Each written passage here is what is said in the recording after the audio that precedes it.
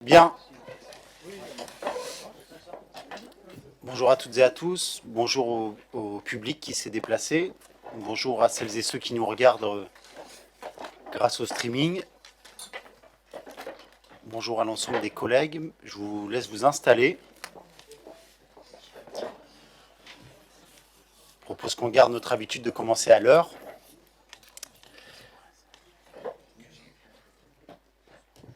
Et on peut, si vous l'acceptez, désigner Sarah Kedimala, notre Benjamin, comme secrétaire de séance.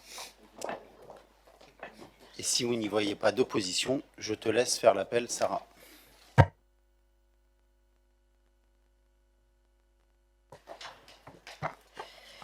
Monsieur Langlois Nicolas, Monsieur Garot François, Madame Ridel Patricia, Monsieur Lefebvre François, Madame Caru Charton Emmanuel, Monsieur Weiss Frédéric, Madame Buich Marilus, Monsieur Patrick Dominique,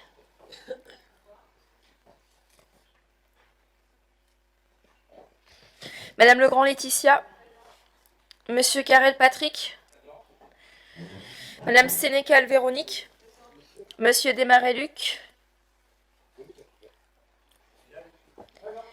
Madame Roussel Annette, Madame Amonique Brigitte, Monsieur Dufis Jean-Henri, Monsieur Ménard Joël, Monsieur Guérin Jackie, Madame Parési Nathalie, Madame Carré Anne, Madame Botters Aline, Monsieur Jumel Sébastien, Monsieur Bussy Florent, Madame Baudin Panier Sandrine, Madame Roby Stéphanie, Monsieur Pajot Michael, Monsieur Lassire Jean-Marc, Monsieur Canu Aurélien, Madame Masson Pauline, présente. Madame Kedimala Sarah présente, Monsieur Gauthier André, Madame Ouvry Annie, Monsieur le maire Jean-Christophe, Monsieur Garçonnet Dominique, Madame Dijon Aurélie, Monsieur Hamelin Laurent. Merci Sarah. Et pouvoir d'Emmanuel Caru-Charton à François Garot, comme ça n'avait pas été précisé.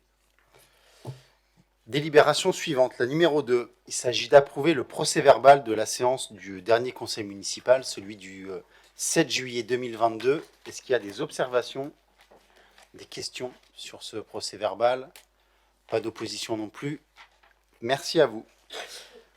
Ensuite, il s'agit d'une information du conseil municipal, le compte-rendu des décisions prises en vertu de la délégation d'attribution consentie par les délibérations du conseil du 4 juin 2020. Est-ce qu'il y a des questions sur ces décisions? Non, pas d'interrogation non plus, il n'y a pas de vote.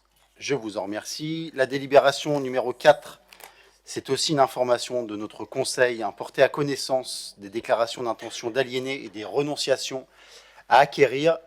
Est-ce qu'il y a des questions? Oui, Madame Ouvry, allez-y.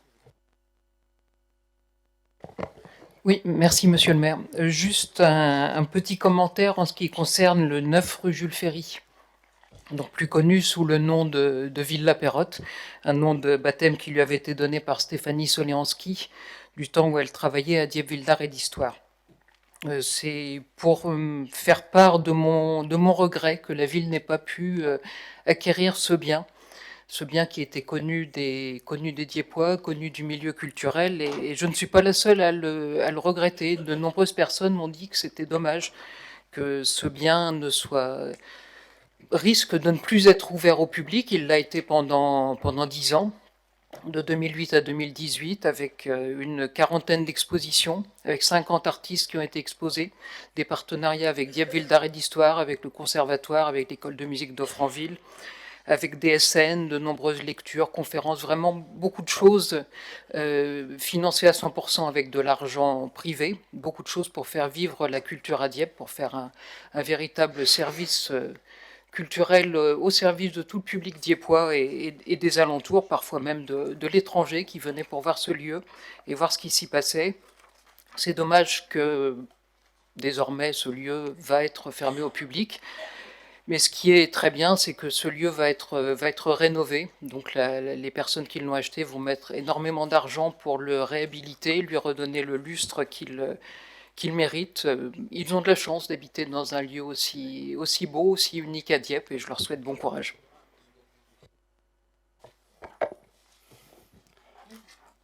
Oui, si la ville avait les moyens d'acheter tous les joyaux de la ville pour les restaurer, je m'en porterais mieux. On est aussi dans un pays où les règles fiscales et du coup les rémunérations qui vont avec sont beaucoup plus avantageuses pour certains particuliers ou pour des gens qui ont beaucoup d'argent. Je ne dis pas que c'est le cas de ceux qui achètent, hein, que pour les collectivités et pour le service public, et c'est d'actualité avec les tarifs de l'énergie. Quand on asphyxie les communes, on asphyxie aussi leur capacité à intervenir sur le patrimoine qu'elles possèdent déjà et qui est déjà très très très très très riche et très très très divers aussi à Dieppe.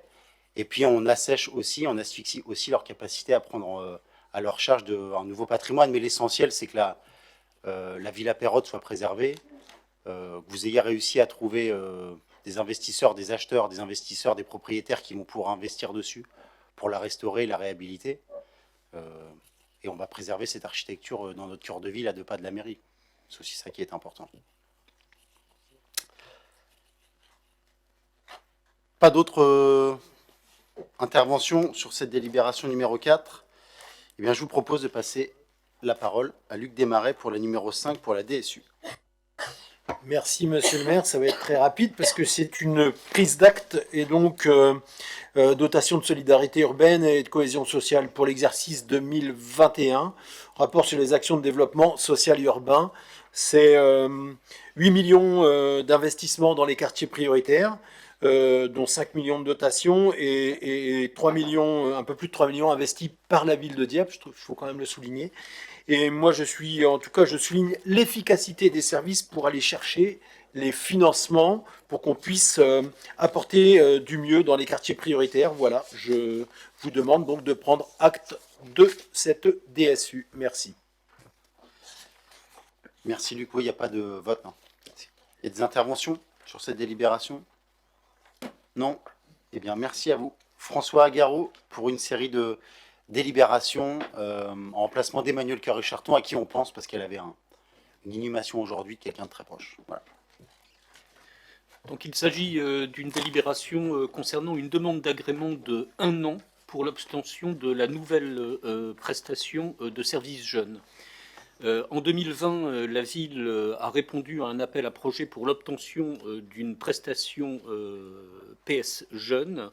Le projet a été élaboré en partenariat avec Archipel, la Maison des Jeunes de Neuville, la Maison Jacques Prévert et Mosaïque. Les projets qui ont été contractualisés avec l'État ou la Caisse d'allocation familiale et seront concertés dans le cadre du plan éducatif local. Compte tenu de ce que le plan éducatif local doit être lui-même dépoussiéré, c'est l'objet de la délibération suivante, la PS Jeune va être prolongée de 1 an afin que son renouvellement effectif s'inscrive en adéquation avec le projet éducatif en cours de révision. Un calendrier et une méthodologie ont été joints à la présente délibération et c'est dans ces conditions qu'il est proposé au conseil municipal d'approuver le dépôt de cette demande d'agrément provisoire d'1 an pour l'obtention de la nouvelle PS Jeune et d'autoriser le maire à signer l'ensemble des conventions s'y rapportant. Merci François. Est-ce qu'il y a des questions là-dessus? Pas d'intervention. Jean-Henri Dufils ne participe pas au vote. C'est noté. Ben, merci à vous. Délibération suivante, la 7. Donc, dans la continuité de la délibération précédente, il s'agit cette fois-ci d'une demande d'autorisation de signature du maire pour des conventions avec les partenaires intervenant dans le cadre du projet local éducatif. La ville de Dieppe a mis en œuvre depuis maintenant plus de 20 ans, c'est-à-dire que le prendre soin ne date pas d'hier, un projet éducatif local destiné à favoriser un égal accès aux activités sportives et culturelles. Pour atteindre ces objectifs, un programme d'action a été proposé et mis en place par la ville et ses partenaires. Et un certain nombre d'actions sont non seulement partagées avec les partenaires que j'ai cités dans la présente délibération, mais également soutenues par la Caisse d'allocation familiale dans le cadre du contrat local d'accompagnement à la scolarité, le fameux CLAS. Ce projet et sa programmation doivent être réinterrogés et réactualisés dans l'année à venir pour coller aux réalités toujours mouvantes du terrain et pour coller au plus près aux nécessités des publics concernés. Donc un tableau de financement a été joint à la présente délibération. C'est dans ces conditions qu'il est proposé au conseil municipal d'autoriser le maire à signer des conventions avec les partenaires intervenant dans le cadre du PEL et d'accorder des subventions figurant au tableau en annexe. Il est convenu que 70% soient versés à la signature de la convention et le solde à la présentation d'un rapport d'activité et d'un compte de résultats. Merci François. Est-ce qu'il y a des questions sur cette délibération 7? On a vécu un beau moment hier matin dans ces mêmes salons dans le cadre de l'écriture du projet éducatif de territoire avec l'ensemble de ces partenaires-là. Il faudra qu'on renforce le collectif des parents d'élèves qui seront élus là très prochainement dans les écoles, dans les collèges, dans les lycées, pour qu'on écrive ensemble dans les semaines et dans les mois qui viennent notre projet éducatif de territoire et qu'on le porte à partir de l'année prochaine pleinement. Mais c'était bien de voir tous ces acteurs-là réunis dans l'intérêt des enfants et de notre ambition pour leur épanouissement et éducation. Pas d'opposition donc. Merci à vous. Délibération 8, François. Toujours dans la continuité de l'épanouissement de nos publics, notamment jeunes, il est proposé au conseil municipal de voter le versement aux coopératives scolaires, une somme globale de 8 200 €. Cette somme de 8 200 € est répartie sur 3 écoles. D'une part, l'école Vauquelin, d'autre part, l'école Paul Bert et ensuite l'école Richard Simon. Il s'agit de 3 actions qui sont concernées par ces subventions. Pour Vauquelin, une intervention dite Nouvelles élégances, dans le cadre de la fusion des écoles Vauquelin et Michelet. En réalité, ce vocable recouvre une action concernant le respect et la protection de l'environnement. Une action de découverte du patrimoine français avec visite des châteaux de la Loire pour ce qui concerne l'école Paul Bert. Et enfin, une action concernant la découverte du monde médiéval et de la vie en groupe. Il s'agira pour Richard Simon d'aller dans le Calvados. Je n'ai pas plus de précision sur l'endroit dans le Calvados où cette école va aller. Merci François. Il arrive à nous présenter des délibérations sur l'éducation avec un air martial, c'est impressionnant. Est-ce qu'il y a des questions sur ces projets d'école soutenus? Non, pas d'opposition. Je vous en remercie. Véronique, pour la 9. Alors, délibération 9. Avant de commencer, je voulais quand même vous informer par rapport au musée. Donc de juin à fin septembre, on a pu accueillir 22 174 visiteurs et la boutique a rapporté 18 784 €. Je tenais à remercier toute l'équipe du musée qui œuvre sans relâche et qui sait accueillir les visiteurs. Donc là, cette délibération pour parler de la création de tarifs des nouveaux produits et de la braderie qui est organisée par l'association des Amis du Vieux-Dieppe, qui, eux également, sont toujours très fidèles et on assure toujours un soutien au musée de Dieppe. Donc l'association organise sa braderie annuelle au musée du 22 au 30 octobre 2022. La ville de Dieppe a souhaité associer la boutique du musée à cette braderie et donc à cette occasion, des produits dérivés et ouvrages seront mis en vente à des tarifs préférentiels. Vous avez ci-joint la liste de tous les produits qui seront en vente. Aussi, dans le cadre du développement de la boutique du musée, donc la vente de nouveaux articles sera proposée.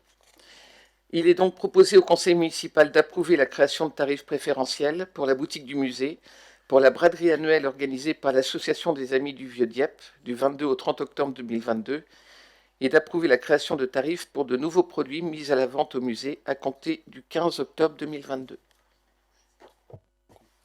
Merci Véronique. Vous avez une belle journée du patrimoine aussi, avec beaucoup d'entrées.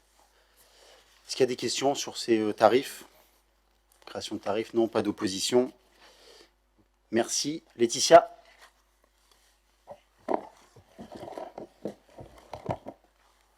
c'est la convention de mise à disposition de locaux pour l'établissement français du sang.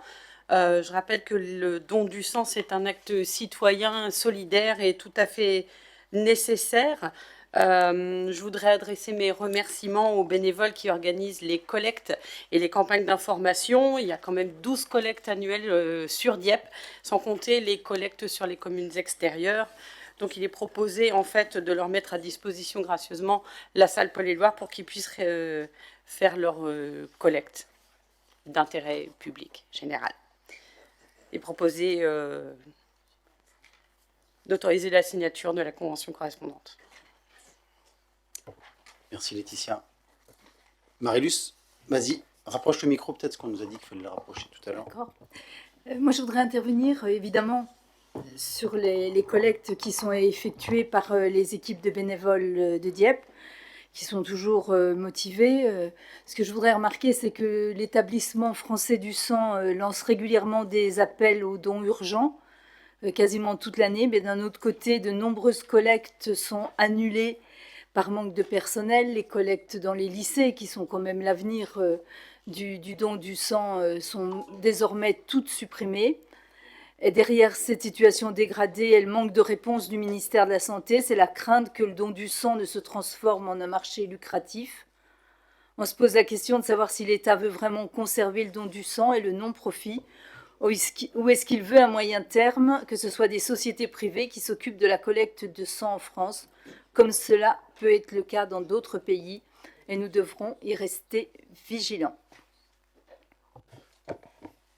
Merci de ce rappel, Marilus. Cette mise en perspective, on fait beaucoup d'efforts localement et les bénévoles sont pleins d'énergie. Et en même temps, l'accompagnement n'est pas au rendez-vous. Il ne peut pas y avoir que de mauvaises excuses pour dire que c'est compliqué de trouver des médecins, on ne peut pas se satisfaire de ça. Pas d'opposition sur cette délibération. Merci Laetitia. Non, Luc, pour la suivante, excuse-moi. Merci. Subvention en direction de l'association Dieppe Union Club Handball. En mars dernier, nous avions déjà attribué une subvention qui était adressée au Duc Hand, qui faisait partie de Duc Omnisport. Le Duc ayant pris sa liberté à 60 ans, c'est l'âge de raison, donc il a décidé de naviguer tout seul. Et aujourd'hui, donc, on réattribue cette subvention à la nouvelle association qui s'appelle section handball du Duc Union Club Handball. Voilà, merci pour vous. Et on verra dans 60 ans ce qu'ils font. Est-ce qu'il y a des questions là-dessus? Pas d'opposition. Merci à vous, Laetitia, pour les anciens de Paul Bert. Oui, donc là, c'est également une attribution de subvention à hauteur de 300 € pour les anciens de l'école Paul Bert, qui permet de maintenir du lien, de briser l'isolement et de se retrouver de façon sympathique. Il proposait de répondre favorablement et d'attribuer Et qui normalement se mobilisent dans le cadre de mémoire de quartier, puisque l'école est dans le périmètre de l'ANRU 2, notamment avec Gilbert Roux et toutes les actions menées sur l'école, avec les enfants. Il y a du sens de créer du lien entre les enfants d'hier et ceux d'aujourd'hui. Pas d'opposition. Merci à vous. Joël Ménard, pour la 13. T'as pas de micro.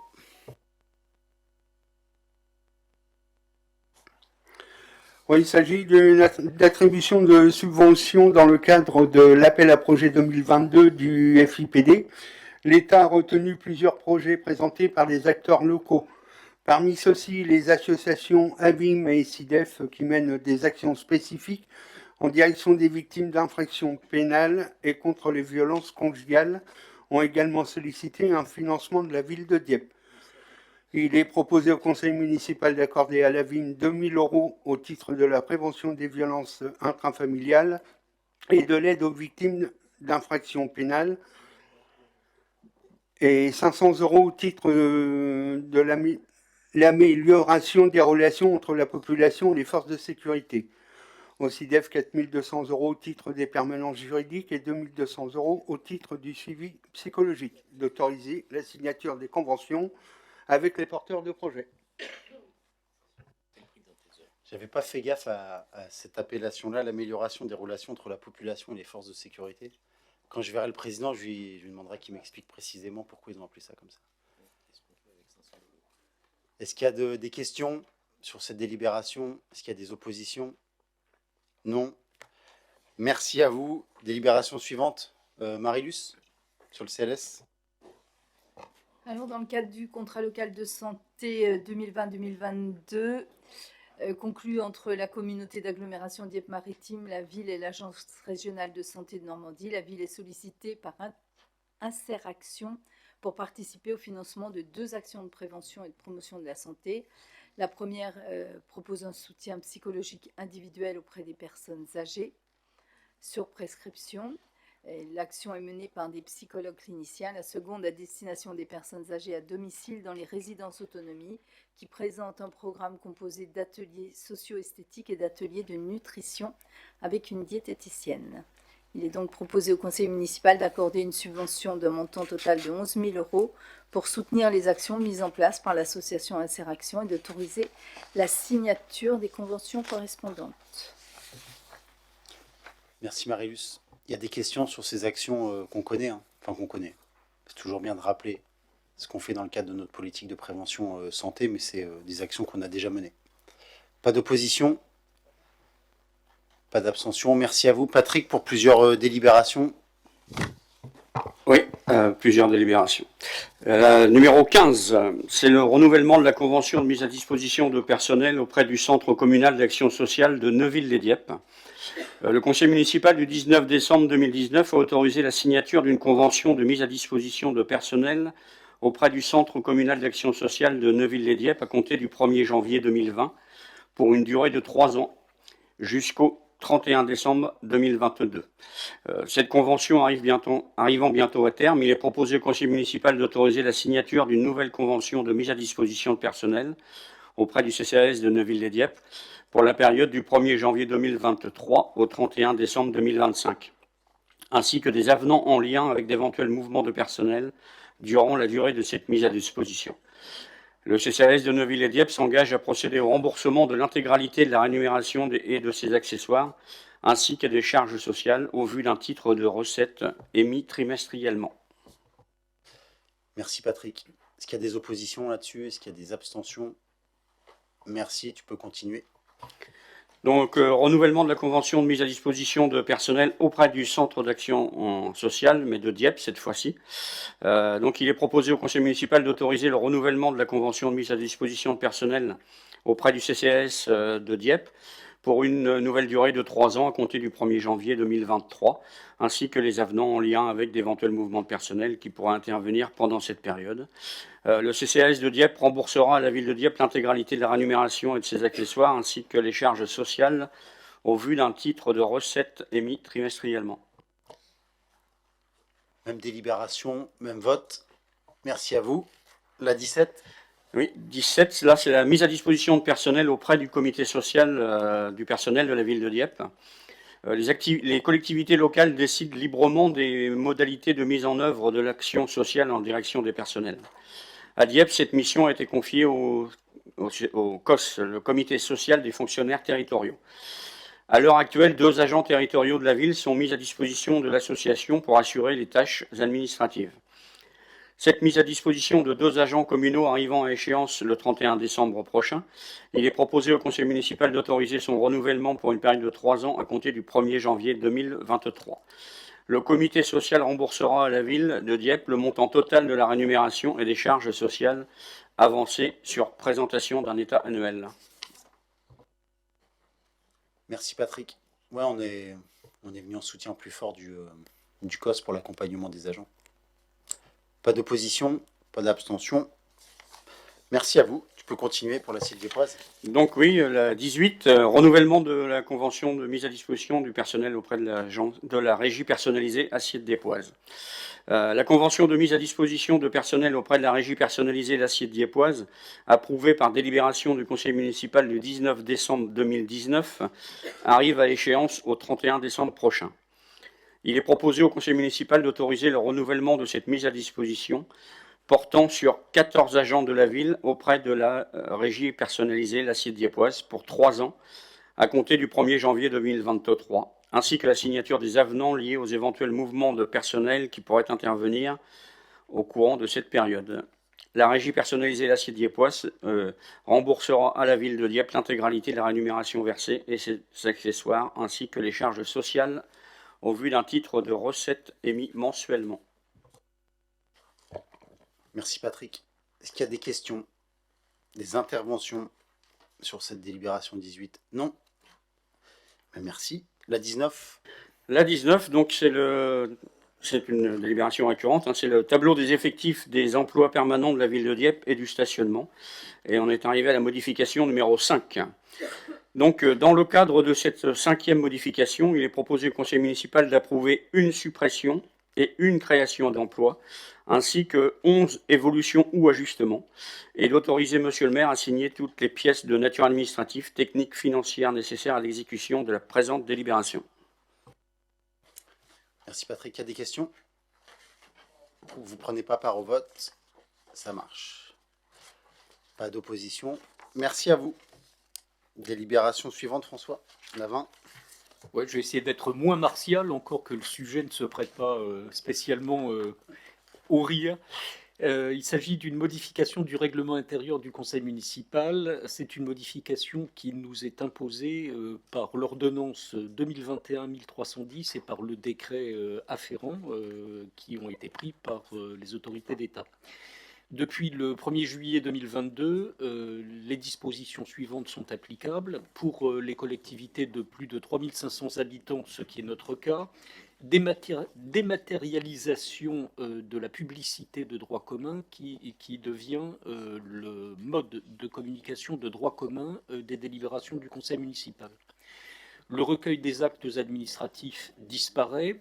Le compte-rendu de séance du conseil municipal est supprimé pour être remplacé par la communication de la liste des délibérations examinées par l'organe délibérant.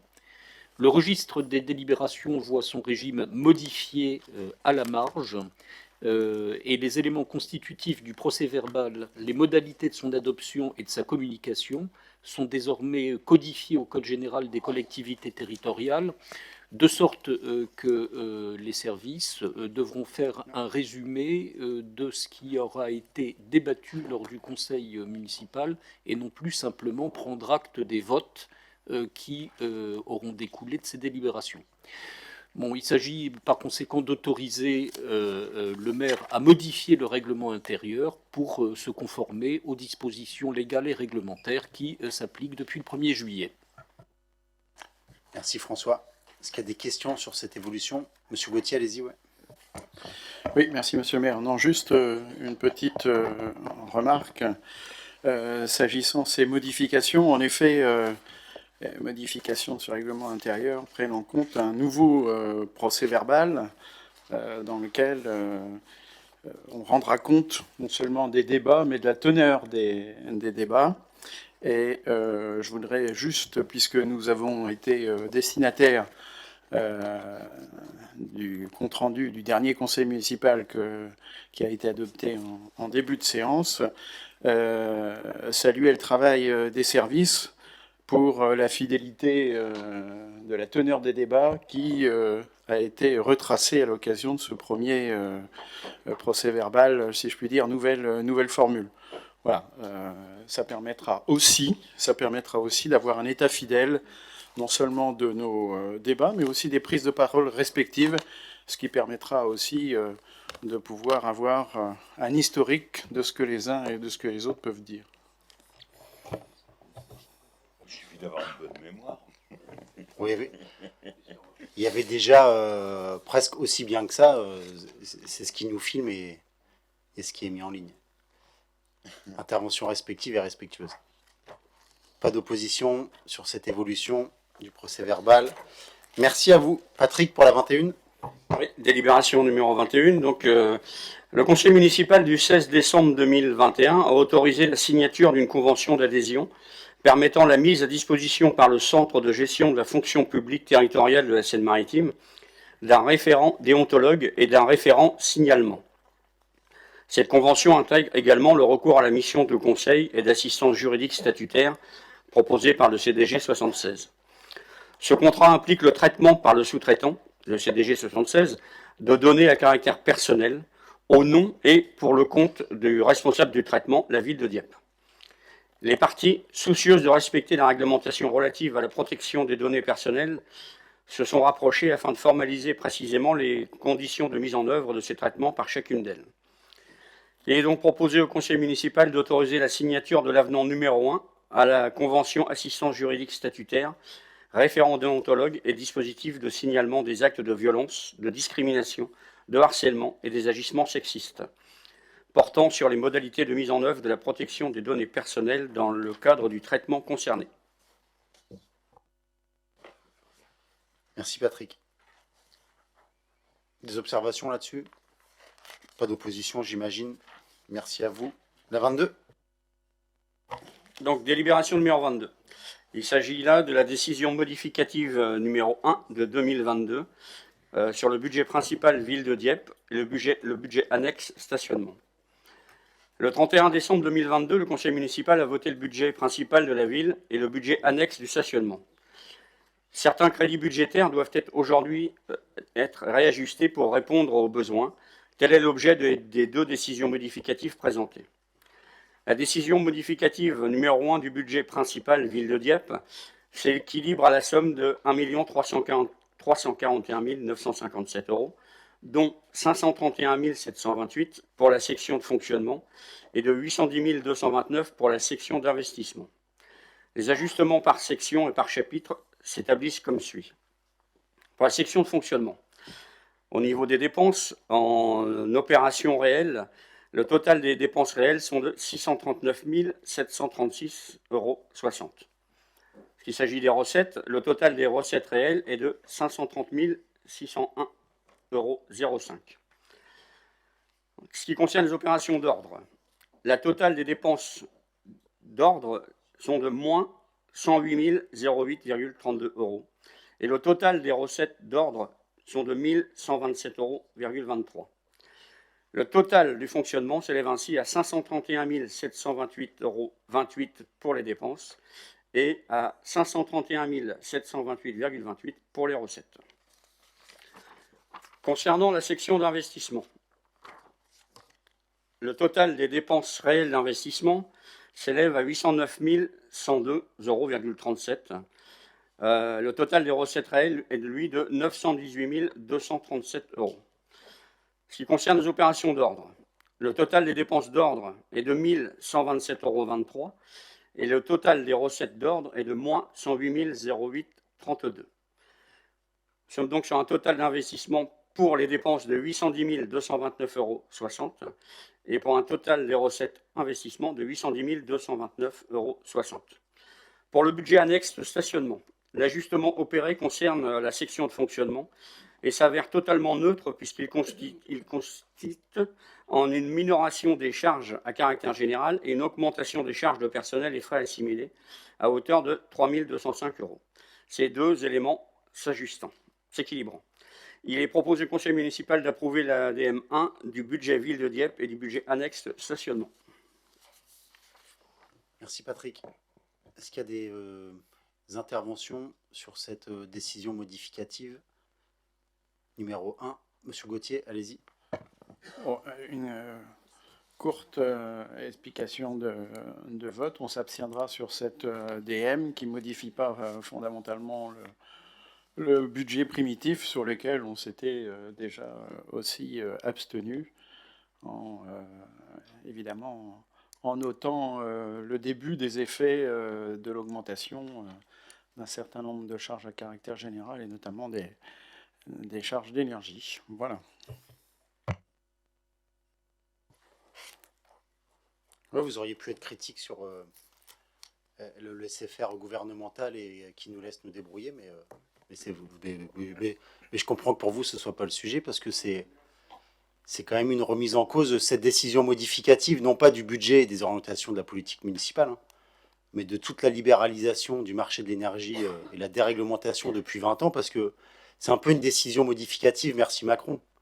Plus 500 000 d'explosion des tarifs de l'énergie, notamment du gaz, et puis c'est 500 000 € de dépenses supplémentaires à l'unique charge de la ville pour le point d'indice, l'augmentation qui est une réponse partielle à la revendication ancienne des agents de la fonction publique et de leurs syndicats, parce que le point d'indice était gelé depuis des années, et que le président de la République a pu raser gratis, parce qu'il a annoncé 3,5 points sans aucun accompagnement des collectivités, notamment des communes.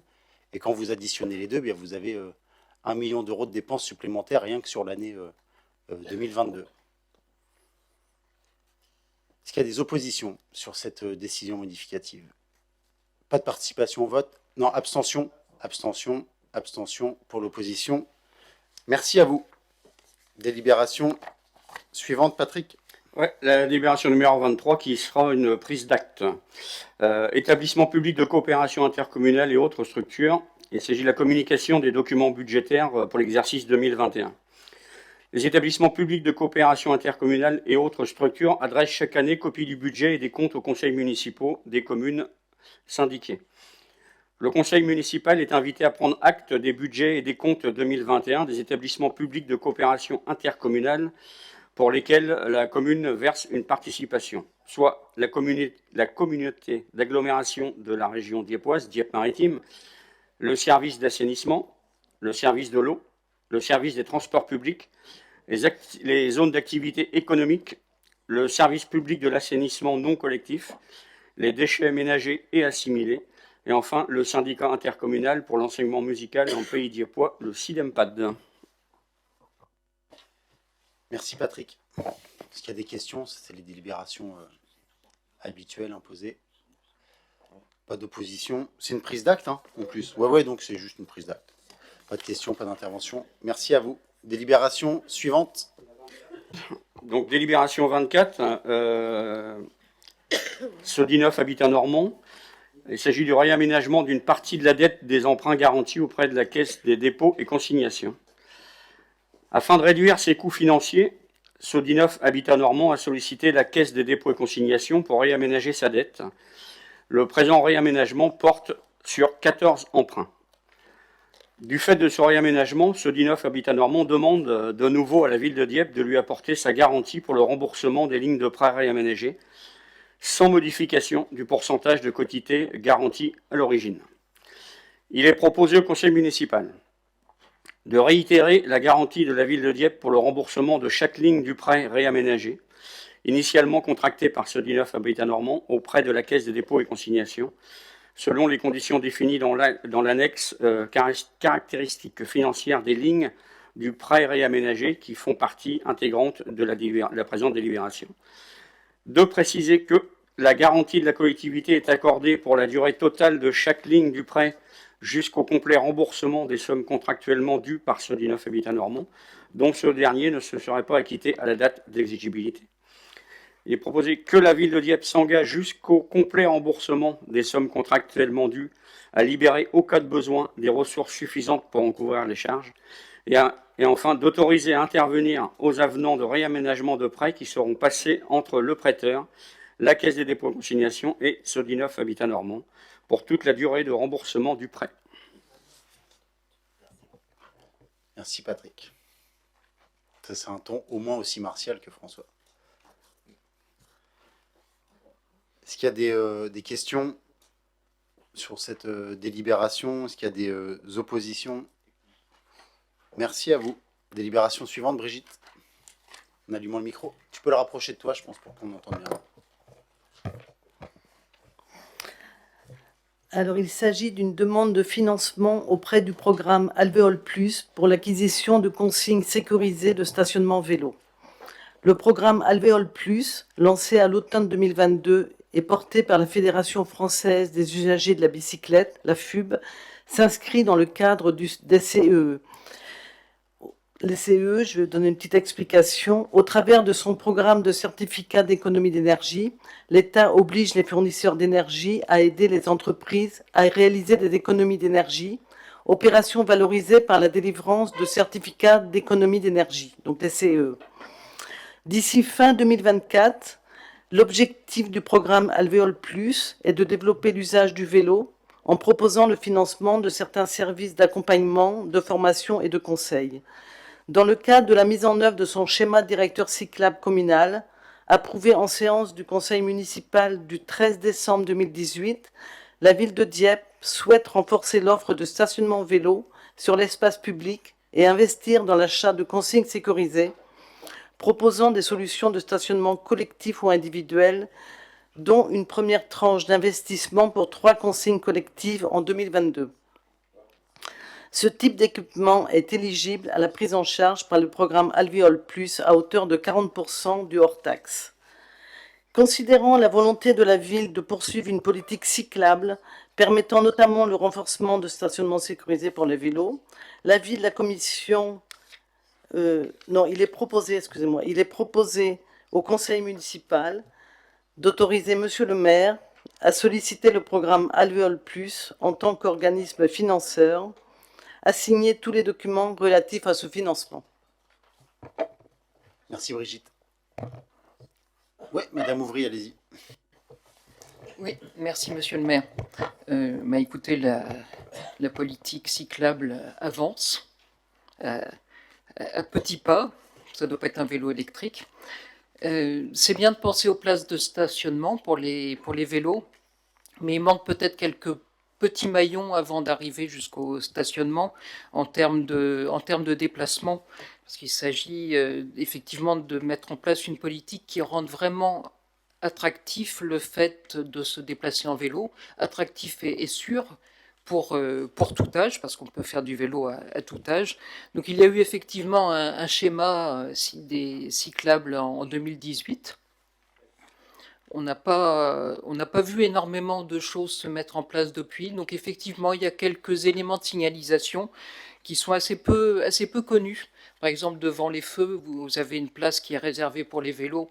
En général, les voitures se mettent dessus, même des voitures des services municipaux qui ne savent pas que c'est réservé pour les vélos. Donc les vélos sont réduits à rester à l'arrière, à respirer les pots d'échappement. Il y a des petits panneaux qui permettent aux vélos effectivement de passer au feu rouge. Ça, les voitures non plus ne savent pas que ça existe et on se fait invectiver si on ose passer au feu rouge. Les sens interdits à double sens, donc ça reste assez dangereux quand on se trouve nez à nez avec une voiture qui n'est pas au courant non plus. Voilà, donc il y a de la formation, à faire. Il y a aussi à réfléchir à la place de chacun dans la ville. Donc des aménagements pour éviter les conflits d'usage entre les vélos, les trottinettes, les piétons et les voitures. Assurer une continuité aussi dans ce qui est cyclable. Donc il y a un marquage de pistes cyclables effectivement sur la plage qui n'est pas respecté par les forains quand ils vont s'installer, qui n'est pas respecté par les voitures quand elles vont acheter leurs frites en été. Il faut vraiment quelque chose de cyclable avec de la visibilité pour que ça puisse être respecté. Et puis former, bien évidemment former quand il y a des nouveaux panneaux qui sont mis en place, former les enfants, donc je crois que c'est prévu, je crois que la ville de Dieppe a prévu de la formation dans les écoles pour savoir rouler, savoir utiliser la bicyclette. Puis former, ça peut être aussi former les adultes à respecter les vélos et puis que les vélos aussi puissent respecter tous les différents usages. Puis aussi on peut penser à inciter par le financement de vélos, que ce soit des vélos électriques ou des vélos à motorisation uniquement par les jambes, la motorisation humaine. Penser à l'installation d'ateliers pour réparer les vélos, donc faire toute une économie autour du vélo qui est profitable pour l'économie de la ville. Le vélo, favoriser le vélo, le déplacement en vélo, que ce soit de loisirs ou professionnel, bien évidemment, ça a un impact pour l'environnement et un impact économique à une heure où il y a un renchérissement donc du coût de l'énergie. Donc c'est bien aussi de faire une vidéo en disant on essaie de favoriser les mobilités douces, mais de faire un petit peu plus que essayer de favoriser, ça serait très bien pour la politique cyclable. Merci. Bon, si le vélo c'est un petit pas, la mauvaise foi c'est un grand pas. Frédéric, t'as demandé la parole.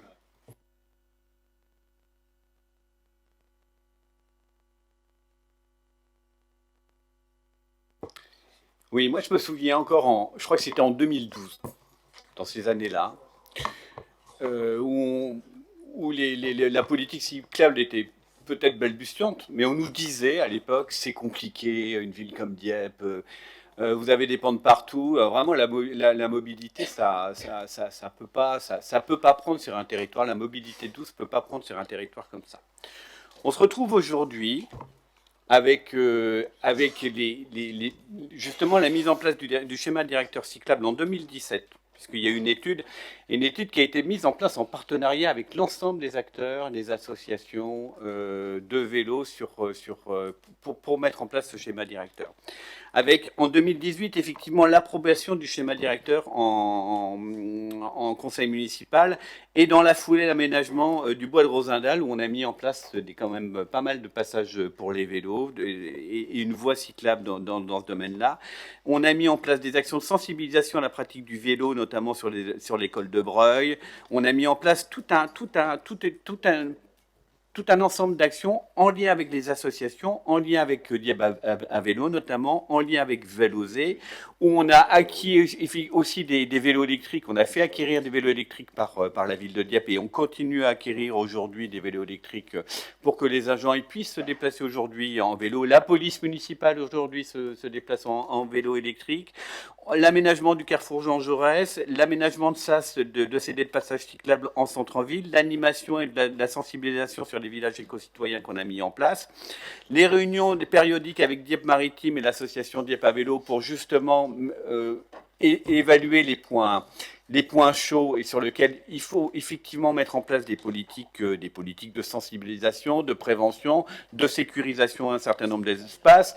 La mise en place, effectivement, la prolongation de l'avenue verte aussi. Enfin, ça a été quand même quelque chose de majeur qu'on a réussi à mettre en place.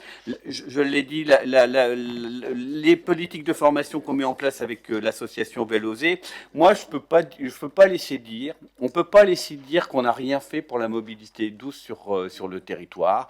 Je pense qu'on a un service pas dédié, mais presque sur cette question-là. Là, on renforce, et justement dans le cadre d'Alvéole, du programme Alvéole, qui sont des programmes C2E et qui nous permettent d'avoir des financements effectivement pour mettre en place des garages à vélo, pour sécuriser aussi la question du stationnement vélo en centre-ville, mais pas ailleurs, où effectivement, j'espère qu'il y aura des annonces rapide et très vite, et c'est dans les circuits sur la question de primes à l'achat de vélos électriques. Et puis rappeler quand même que on prend largement notre part, que la question de la mobilité, c'est aussi une compétence de Dieppe Maritime, qu'on doit travailler de concert avec les autres structures, les autres collectivités locales qui doivent aussi prendre leur part sur cette question-là. On doit assurer avec les autres communes des axes de mobilité, et c'est pas simple, et on y travaille, et on a encore, moi je pense, du pain sur la planche sur cette question-là, mais on y travaille, et je trouve qu'on y travaille de mieux en mieux, et on n'a pas à rougir des politiques qu'on met en place. Luc, démarrez. Merci, monsieur le maire. Et puis, finalement, pour savoir pédaler grand, il faut commencer tout petit, et c'est pour ça que dans le cadre de notre école municipale du sport, on a aussi un volet qui s'appelle Savoir rouler, et avec l'association Génération Vélo, on est en train de travailler justement sur la formation aussi de nos éducateurs qui le sont, mais pour pouvoir aussi mieux les former, à savoir pédaler, circuler et mieux rouler à vélo. Je pense qu'effectivement, si on démarre tout petit, je pense qu'on gardera de bonnes habitudes. Et c'est aussi pour ça que la volonté de l'équipe municipale et de la majorité, c'est aussi d'apprendre tout petit le vélo et de permettre à ses enfants plus tard de garder le vélo. Voilà. Merci de ce rappel, Luc. Florent ? Juste un complément de ce que disait Fred Weiss. Moi, je suis un utilisateur du vélo quotidien, comme Brigitte, comme un certain nombre de nous autour de la table. Moi, je dirais, je dis pas et loin là que tout est parfait à Dieppe, mais enfin, on peut utiliser le vélo à Dieppe. Hein. Je veux dire, on l'utilise tout le temps. Moi, je me suis jamais senti vraiment en danger à Dieppe, si c'est ça la question. Donc, oui, on a du travail, ça c'est incontestable. Oui, on y travaille de fait, puisque cette délibération montre que on prend au sérieux la question du stationnement, qui est quand même une des conditions. Annie, tu dis que c'est juste l'arrivée, mais pour beaucoup de gens, le fait qu'on mette en place ce genre d'équipement, ça permet justement d'aller au-delà de la peur de se faire piquer son vélo, surtout qu'aujourd'hui, beaucoup de gens ont des vélos électriques. Un vélo électrique, ça coûte cher, c'est pas forcément simple de l'accrocher en ville. permettre l'arrivée de ce type d'équipement, ça permet de lever ce frein-là. Donc je dirais la ville de Dieppe prend sa part de cette question, mais surtout, même en l'état actuel, la ville de Dieppe, elle est sûre, on peut faire du vélo. Moi, j'en fais tous les jours pour aller au travail, pour traverser la ville, pour aller à des réunions politiques. Et je ne dis pas que c'est toujours facile à 100%, hein, c'est comme tout, mais allez faire du vélo à Paris, vous verrez un peu le topo. Hein. Dès qu'il y a ville, dès qu'il y a voiture, forcément, il peut y avoir des conflits. Mais c'est loin d'être aujourd'hui dangereux. Ça ne veut pas dire qu'il ne peut pas y avoir de problème. Hein. Ça ne veut pas dire qu'il ne pourrait pas y avoir d'accident, mais il peut aussi y avoir des accidents entre des voitures. Bref, je ne pense pas qu'il faille dresser un portrait trop noir de notre ville sur ce plan-là. Merci Florent. Sébastien Jumel. Moi, j'adore faire du vélo. Je pique souvent celui de ma femme. Et je trouve que là où on est d'ailleurs le plus tranquille, c'est quand on est sur des vraies routes, quoi.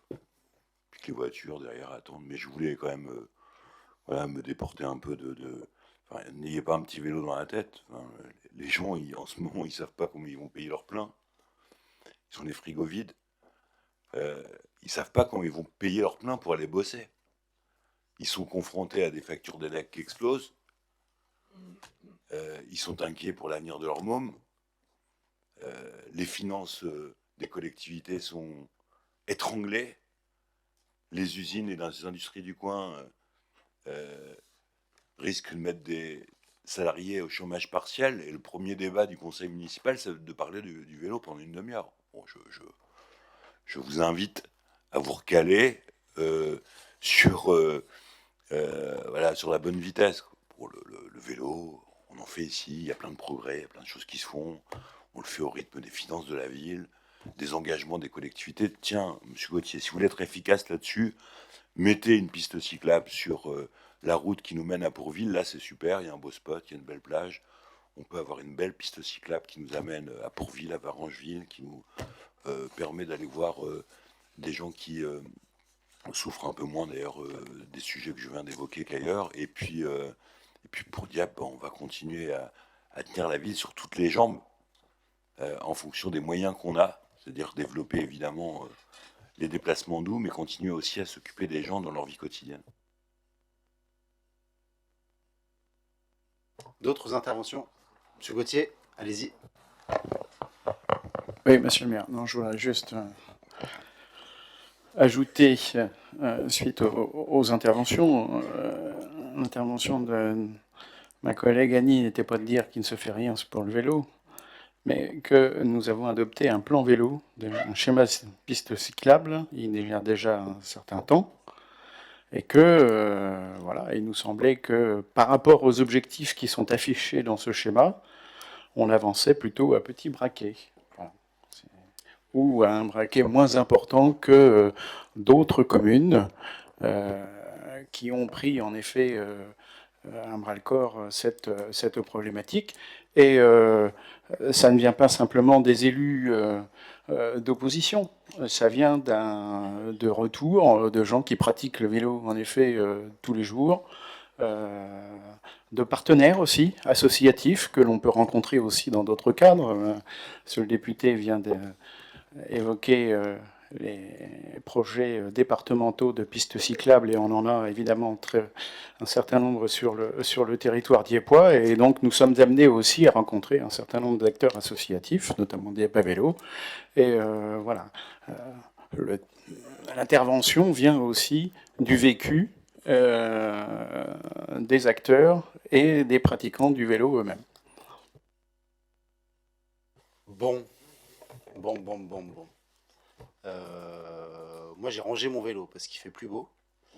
On fait des aménagements à la dieppoise, c'est-à-dire qu'on n'est pas en Vendée, on n'est pas à Paris, on n'est pas ailleurs. Le schéma directeur cyclable, il tenait compte de la ville et de ce qu'elle est.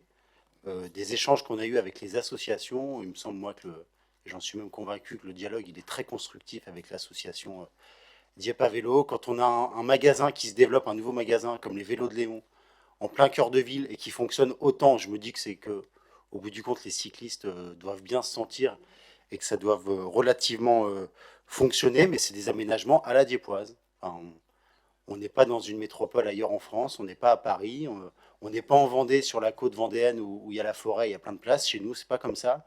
Et donc, il faut que les voiries soient partagées. Et qu'une fois que les voiries sont partagées, on facilite avec les tournes à droite, avec les sas vélos. Après, Madame Ouvry, tout le monde ne connaît pas le code de la route. On ne se dit pas qu'à Dieppe, la voiture n'est pas développée parce qu'il y a des gens qui roulent mal ou qui conduisent mal. Ça fait partie du quotidien de tout le monde. Ça part des gamins pour le reste, c'est de la sensibilisation. Luc Desmarais en a parlé. Permis vélo, école municipale des sports. On travaille avec Indigo pour des stationnements sécurisés dans les parkings en ouvrage. On va travailler dans le cadre du programme Alvéole Plus à sécuriser les stationnements sur la voirie. On a aménagé l'avenue Charles-Nicolle là, à Neuville cette semaine. C'est pas une petite artère pour faciliter les déplacements des vélos. Et puis quant au financement, ça va venir. On y travaille pour déclencher, notamment chez ceux qui en ont besoin, pas chez ceux qui n'en ont pas besoin et qui ont déjà beaucoup d'argent pour acheter des vélos électriques, mais pour faciliter l'achat de vélos chez les plus modestes et ceux qui en auraient besoin. Un financement de la ville en complément de tout ce qui se fait ailleurs. Voilà. Je vous propose de mettre au vote cette délibération sur le programme Alvéole Plus pour nous permettre de continuer à avancer concrètement sur ces choses-là. Est-ce qu'il y a des oppositions? Pas d'abstention. Et ben voilà, on fait les pas ensemble. Délibération suivante, François. Oui, on va essayer de dérouler. Donc, la délibération numéro 26, l'approbation du bilan de la concertation et arrêt du projet de la révision allégée du PLU. Donc, je ne rappellerai pas les objectifs qu'on a déjà vus lors du conseil municipal du 27 mai 2021.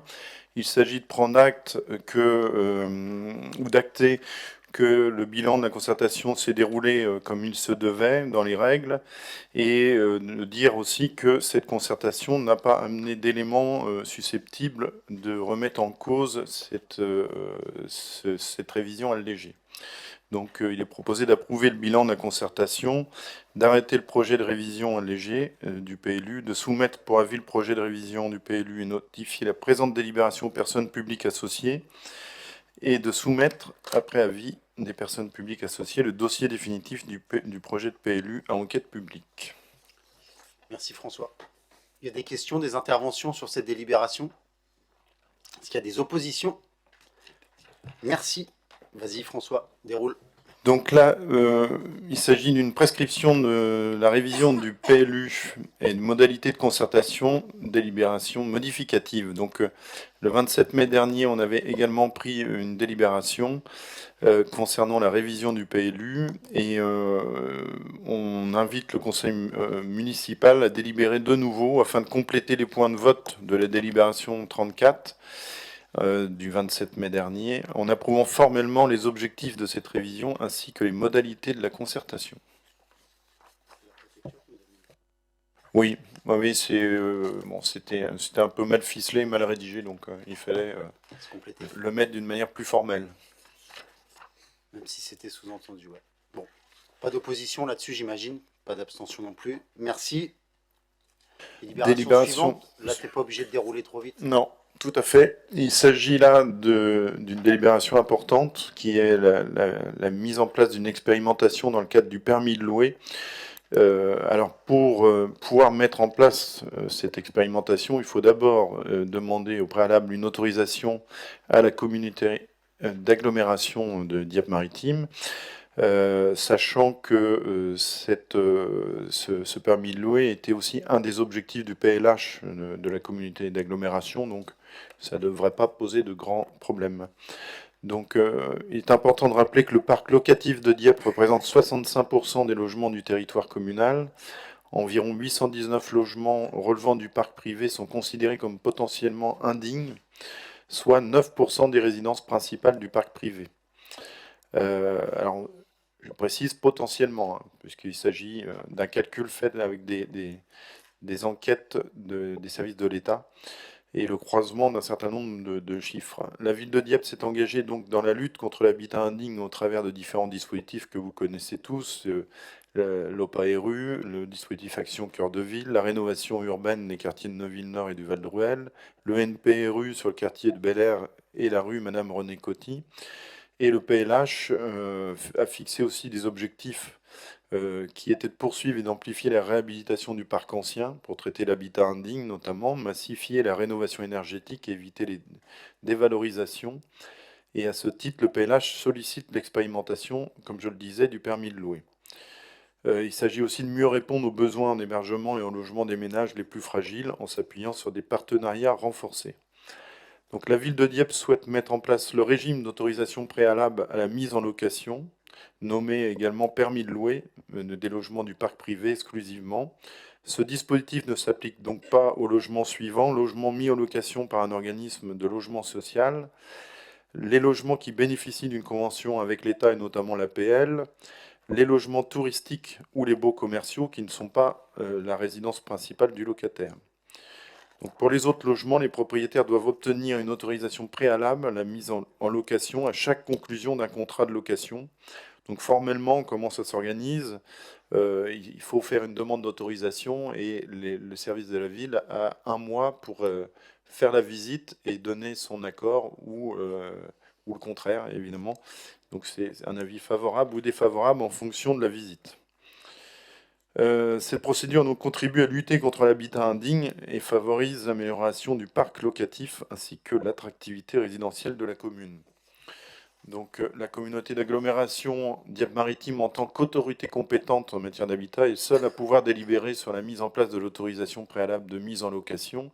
Et il est donc proposé au conseil municipal d'autoriser monsieur le maire à solliciter la communauté d'agglomération Dieppe-Maritime pour instaurer l'autorisation préalable et de solliciter la communauté d'agglomération Dieppe-Maritime afin que la mise en œuvre de ce dispositif soit déléguée à la ville de Dieppe.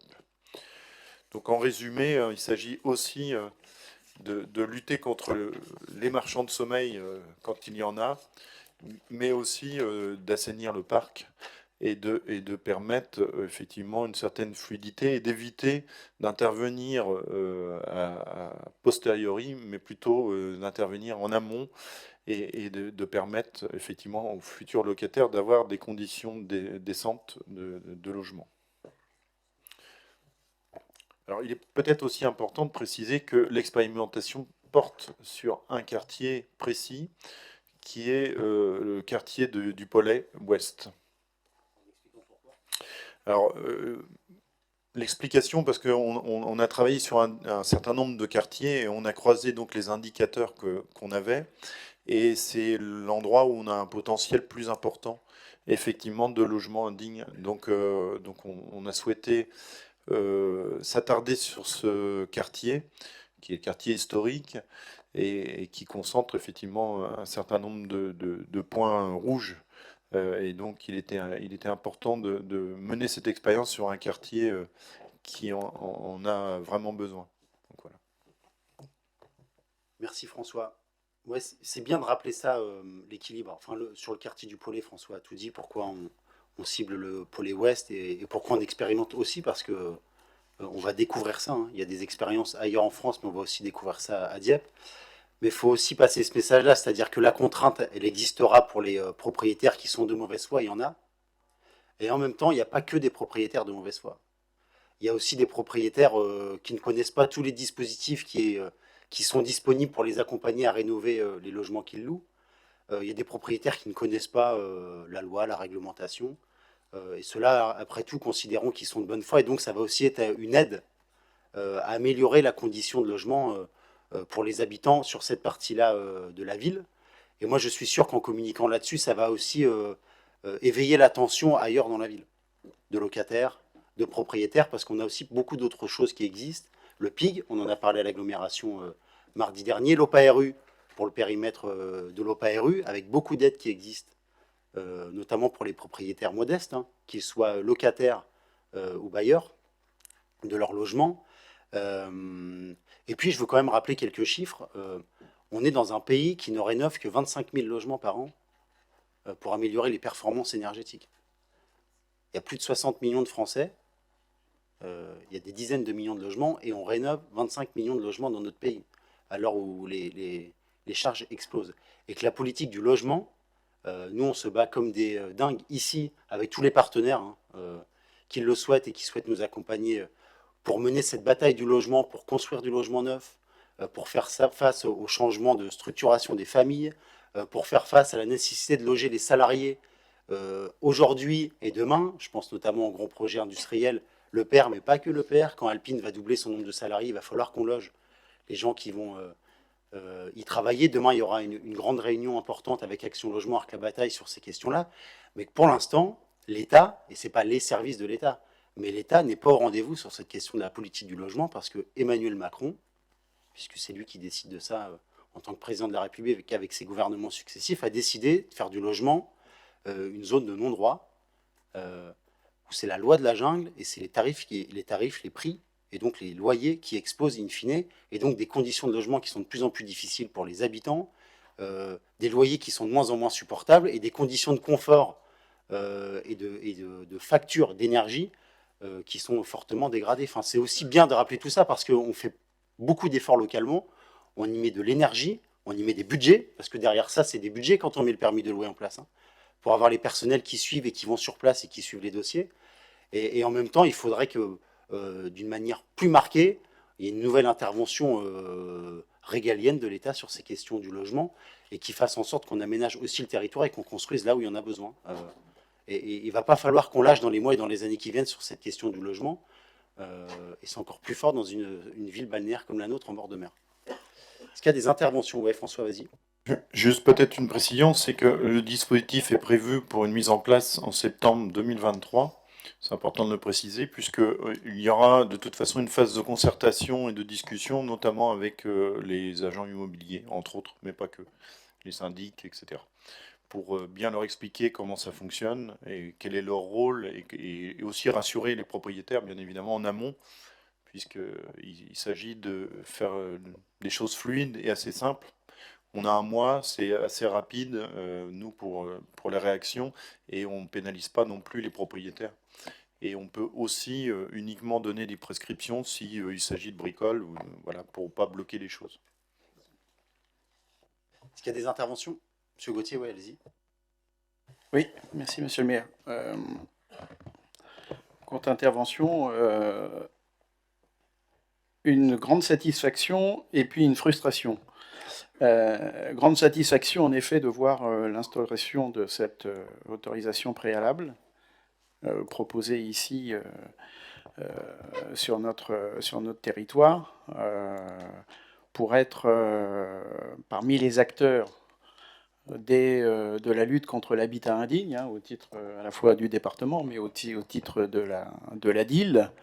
Dans le cadre des comités locaux de l'habitat indigne, animés par le département, je trouve qu'en effet, il y avait nécessité en effet à instaurer cette autorisation préalable de mise en location, compte tenu des différentes situations que l'on peut vivre en effet sur notre territoire. Et certaines, on imagine mal comment en effet on peut mettre en location un certain nombre de biens.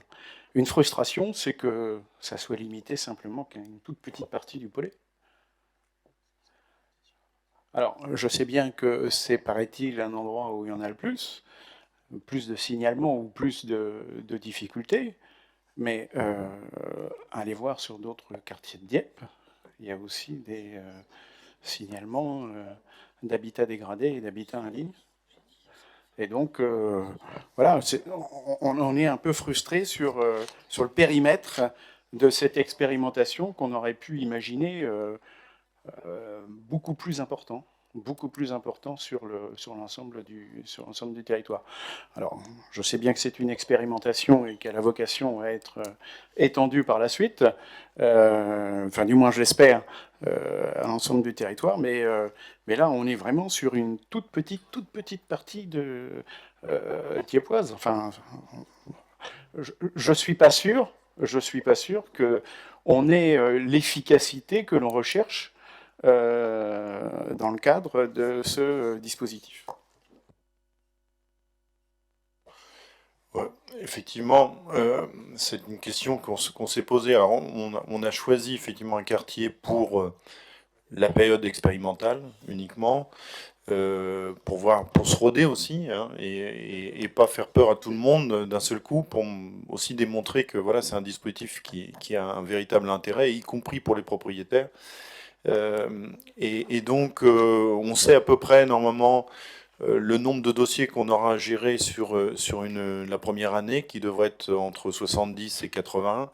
Voilà, donc ça fait quand même un certain nombre de visites, de rapports, et donc on souhaite effectivement le faire d'une manière progressive, mais a priori ça devrait pouvoir évoluer assez rapidement. Je pense que si ça suit son cours, il n'y a pas de raison.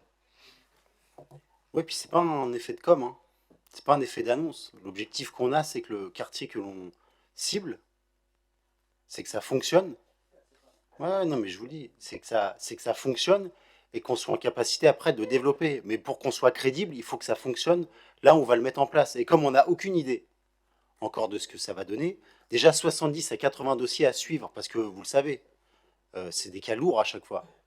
À la fois sur les logements, à la fois sur les familles qui sont hébergées, et souvent, parce qu'on est aussi dans une ville où il y a beaucoup de propriétaires modestes, ou qui sont très loin, ce sont des héritages qui sont compliqués, ou qu'il y a de la distance et que les gens ne suivent pas ça de près, des solutions à construire qui sont plus complexes qu'ailleurs, par exemple.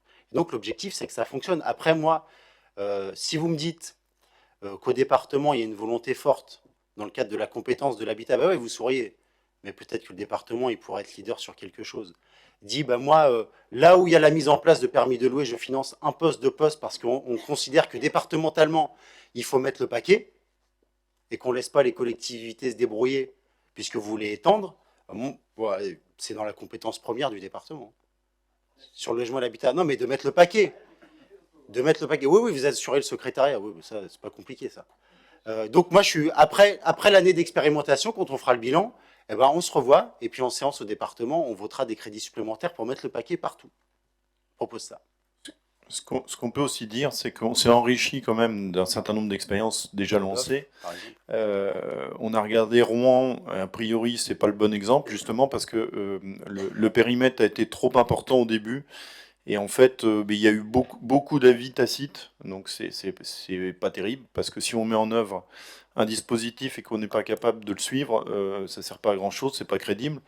En revanche, on a aussi consulté Elbaf, qui a mis en place ce dispositif et ça fonctionne plutôt pas mal. Mais ils nous ont conseillé effectivement de monter en charge progressivement. Ouais. Ce qu'on veut, c'est être crédible et efficace. Et après, on étendra. Mais c'est un parti pris, hein, après. Pas obligé de partager. Est-ce qu'il y a des oppositions sur cette délibération? Pas d'abstention. Merci à vous. Délibération suivante, François. Oui. La 29. Donc là, on va faire du rétropédalage. Pour rester dans la métaphore cycliste. Donc l'abrogation, il s'agit de l'abrogation de la délibération numéro 45. Donc on annule effectivement la délibération puisque les personnes qui nous avaient fait une offre d'achat sur le 16 et 18 rue Saint-Rémy ne peuvent pas aller jusqu'au bout de l'opération pour des raisons de financement qui étaient évidemment dans le compromis. Donc ils renoncent à cette acquisition et ils l'ont formalisé par courrier en date du 21 juin. Donc on doit abroger cette délibération. Bon, on a d'autres prospects potentiels, ça reviendra peut-être en délibération prochainement. Merci François. Bon. Pas d'opposition, j'imagine, pas d'abstention. Merci à vous. Patricia, pour des prises d'actes? Ah non, c'est pas tout de suite les comptes rendus. Non, pas encore. Vas-y. Une convention de servitude. Donc la ville de Dieppe est propriétaire du centre aquatique Les Bains, qui se compose actuellement d'une piscine, d'un espace forme, d'un spa marin, d'un restaurant l'eau de mer et d'un espace des congrès. Les locaux du restaurant l'eau de mer sont sortis du périmètre de ce complexe après une division en volume réalisée par un géomètre. La ville de Dieppe, en accord avec les gérants du restaurant, va contractualiser la mise à disposition des locaux par un bail commercial. Les réseaux et compteurs sont rattachés au centre aquatique. Des travaux de raccordement d'alimentation en gaz doivent être réalisés par GRDF. Ces réseaux devant passer par les parcelles cadastrées, par les parcelles municipales cadastrées section AL numéro 2 et numéro 3. Il convient donc de signer avec GRDF des conventions de servitude de passage pour chacune des parcelles. est donc autorisé d'approuver l'octroi au profit de GRDF ou toute autre personne morale venant s'y substituer une servitude de passage souterrain grevant les parcelles cadastrées AL numéro 2 et numéro 3 et d'autoriser la signature de tous les actes à intervenir. On a rendu l'eau de mer autonome. Des gros travaux. Pas d'opposition, pas d'abstention. Merci à vous. Enfin, l'eau de mer, le fond, quoi. François, pour la suite. Oui. Délibération 31. Donc, il s'agit d'une convention de mise à disposition par Habitat 76 de locaux à usage administratif et social. Il s'agit de l'immeuble Brumaire au Val-de-Ruel au profit de la ville de Dieppe. Donc, bon, c'est une reconduction et une remise au goût du jour, effectivement, d'un contrat qui était signé à l'origine en 79. Donc, il s'agit de signer un nouveau bail et d'en actualiser les termes. Donc, il s'agit de 2 logements qui ont été regroupés pour aménager le CMS, 102 m², 144 m². Donc 246 m² au total, et tout ça pour un montant de loyer de 7 805 et de 5 528. Oui, on peut se dire que là, le temps du renouvellement de la convention, on fait ça, puis qu'à l'avenir, le département prenne à sa charge ces locaux, le loyer. Enfin, c'est bizarre, je sais pas pourquoi. Ça date de 79, mais bon. Il y a de l'eau qui a coulé sous les pompes, puis il y a des vélos qui ont roulé depuis, mais on pourra contrôler de ça, quoi. Pas d'opposition sur cette délibération? Moi, je propose qu'on fasse, qu'on demande au département d'une manière rétroactive de rembourser les loyers versés indûment, quoi. Parce que et ça peut faire une petite somme. Bon, bref. Pas d'opposition. Un peu comme ils ont voulu faire Merci avec à les vous. habitants du Val-Ruel. D'accord, ça marche. T'as entendu, Myriam? Merci à vous. François? Donc, une délibération un peu similaire pour une association locale à usage associatif située îlot Saint-Jacques. Donc, il s'agit d'un local utilisé par la CNL. Et donc, on fait un peu la même opération. Il s'agit de signer un nouveau bail afin d'en actualiser les termes. Et c'est un local de 35 m². Hein, donc, voilà. Donc, il vous est proposé de conclure ce bail pour une durée de 3 ans renouvelable par tacite reconduction. Merci François. Est-ce qu'il y a des questions là-dessus? Pas d'opposition? Participez pas au vote. Entendu. Délibération suivante, François Garot. La 33, c'est ça? Oui, c'est ça, oui. Bon, maintenant que François a relevé la tête du guidon, c'est maintenant mon rayon. Il s'agit d'une délibération de proposition de dérogation au repos dominical dans le commerce de détail pour l'année 2023. La législation prohibe, sauf dans des commerces dont la liste est réglementée, le travail dominical. Néanmoins, la loi permet des dérogations au travail dominical dans certaines conditions et dans la limite de 12 dimanches. Après concertation avec les commerçants et après concertation avec les organisations syndicales, il a été convenu d'une dérogation au dimanche non ouvré sur 6 dimanches pour l'année 2023, savoir les 26 novembre, 3 décembre, 10 décembre, 17 décembre, 24 décembre et 31 décembre. Point particulier, et je pense que compte tenu de la nouvelle réglementation qui permet effectivement de donner la teneur des débats, je tiens à rappeler que le dimanche travaillé est encadré légalement. Premièrement, on ne peut pas faire travailler un salarié le dimanche s'il ne le souhaite pas. Deuxièmement, un salarié qui souhaite ne pas travailler le dimanche alors que son magasin ouvre le dimanche ne peut être sanctionné de ce fait. Troisièmement, et je pense que l'information doit être largement relayée, un salarié qui travaille le dimanche dispose d'heures payées à 200% par rapport à son horaire normal et bénéficie d'un repos compensateur équivalent. C'est dans ces conditions qu'il est proposé au conseil municipal, qui respecte ainsi les équilibres entre les souhaits des commerçants, mais également les droits des travailleurs, d'autoriser pour l'année 2023 et à titre exceptionnel une dérogation au repos dominical tel que je l'ai indiqué. Merci François.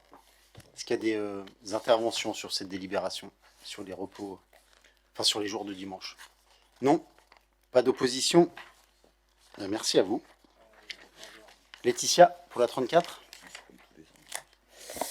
Oui, sans transition, le monde de la mer, 52e foire au hareng en préparation, donc oui, la voile et pas de pédale. Donc pas de pédale, pas de pédalo. Voilà. Donc on va à la suite. On avait là. On a délibéré sur la fiche de Brigitte Pop sur le précédent conseil municipal et maintenant on va décliner les tarifs pour les objets qu'on va mettre à la vente comme les mugs qui vont être vendus 6 € pour le public et 4,60 € aux revendeurs autorisés. Les sacs coton à 6,50 € pour le public et 4,80 € pour les vendeurs autorisés, et les magnettes au prix de 3,50 € pour le public et 1,60 € pour les revendeurs autorisés. C'est une augmentation très légère. Et il est précisé que la ville se réserve le droit de choisir les structures habilitées à la revente des produits dérivés et que celle-ci se fait dans la limite des stocks disponibles. Merci Laetitia. Pas de problème là-dessus, pas d'intervention, pas d'opposition. Merci. T'en as encore une? Ah non, c'est Véronique après.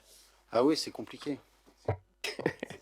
Voilà, donc on continue sur la foire au hareng et la coquille Saint-Jacques.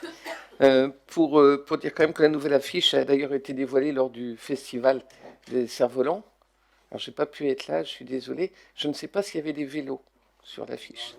Bon d'accord, j'arrête, c'était juste pour... voilà. Donc, la ville de Dieppe, depuis 2014, est l'organisatrice de la foire au hareng et à la coquille Saint-Jacques, donc qui se tiendra les 19 et 20 novembre prochains. Dans le cadre du partenariat établi de longue date avec donc Brigitte Pop et la ville, il est prévu de lui reverser une commission sur les ventes. Il s'agit aujourd'hui de permettre le reversement des commissions prévues sur les ventes qui seront réalisées par la ville en 2022. Compte tenu que les accords restent les mêmes, y compris sur le taux de la commission de 12%, il est proposé de passer un avenant à la dite convention prorogeant celle-ci sur l'année 2022. Merci Véronique. Il y a des interventions sur cette délibération? Non. C'est habituel, mais elle arrive à nous surprendre à chaque fois. Encore une fois cette année sur l'affiche. Pas d'opposition. Merci à vous. Patricia? Bah comment ça, non? La 36? Bah... Vous n'avez pas d'opposition, ça va. Ne dis pas non, merde. T'es pas dans l'opposition, toi, tu... Donc la numéro 36, donc le stade de rugby de la ville de Dieppe étant raccordé électriquement sur le transformateur du stade communautaire Jean Dasnias, il convient de définir les modalités de refacturation à Dieppe-Maritime, par Dieppe-Maritime à la ville de Dieppe, des charges d'électricité qui incombent à cette dernière. Il est proposé au conseil municipal d'approuver la convention et la répartition des charges d'électricité sur le complexe. On a essayé, quoi. Oui. Ça a fonctionné. On a été balancé. Pas d'opposition là-dessus. C'est passé mardi au conseil d'agglo. Oui, allez-y, André Gauthier. Non, monsieur le maire, je voulais juste savoir pourquoi, puisqu'on parle d'électricité, il n'y a qu'une partie de la salle qui est... Est-ce que c'est le début des économies? Est-ce qu'il va y avoir que la moitié des micros à la fin du conseil? Est-ce que... Ah bon. Je sais pas, j'étais en train de regarder. C'est le début des économies. Bon, mes chers collègues qui êtes... En plus, si vous êtes dans l'ombre et vous ne voyez rien sur les papiers... Désolé pour vous. Si Jean-Yves Nédélec est dans le coin et peut allumer la lumière... Pas d'opposition sur la délibération. Merci, Sandra. Pour Delaune, délibération suivante, importante, Frédéric.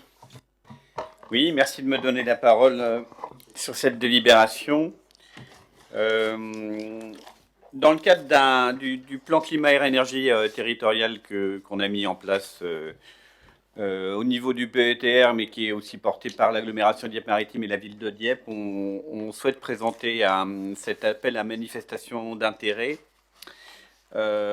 qui porte sur l'installation, l'exploitation et l'équipement de panneaux photovoltaïques sur le patrimoine de l'agglomération Dieppe-Maritime et de la ville de Dieppe.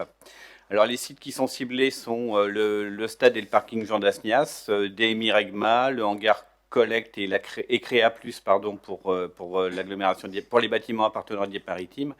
Et pour les bâtiments appartenant à la ville de Dieppe, on a le gymnase Robert Vin, les écoles Paul Langevin, Louis Debreuil, Jules Ferry, Prévert, Elsa Triolier, Fedman, la maison Jacques Prévert aussi, et le hangar de stockage du cours Dakar. Et donc l'appel à manifestation d'intérêt vise donc à sélectionner un porteur de projet pour développer, construire et exploiter des installations photovoltaïques sur les sites proposés, assorti d'un bail emphytéotique non détachable. Alors pour le non détachable, vous vous adressez à Luc Manger parce que j'ai un problème de compréhension, mais c'est effectivement c'est très technique.